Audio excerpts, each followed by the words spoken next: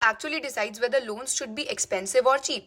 तो ये समझने के लिए सबसे पहले हम अपने बैंकिंग सिस्टम को समझते हैं। तो देखो, ब्रॉडली दो तरीके के बैंक्स होते हैं। एक होता है सेंट्रल बैंक और दूसरा होता है कमर्शियल बैंक।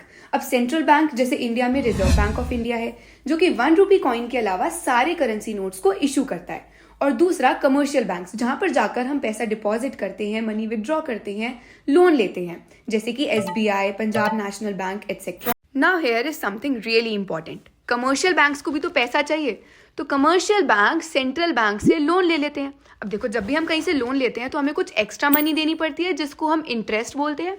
तो देखो, सेंट्रल बैंक जिस रेट पर कमर्शियल बैंक्स को लोन देता है उनकी शॉर्ट टर्म नीड्स के लिए, उसको हम कहते हैं रेपो रेट या फिर रीपर्चेज रेट।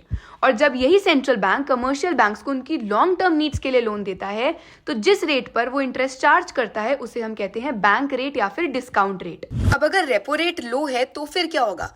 रेपो रेट लो होने का मतलब है कि कमर्शियल बैंक्स को कम इंटरेस्ट देना पड़ेगा, यानी कि उन्हें सस्ते में लोन मिल जाएगा। अब अगर उन्हें सस्ते में लोन मिल रहा है तो हमें एजुकेशन लोन, होम लोन या बाकी के लोन्स भी सस्ते में मिल जाएंगे। दैट मीन्स हमारी इकोनॉमी में ज्यादा मनी का सप्लाई हो जाएगा।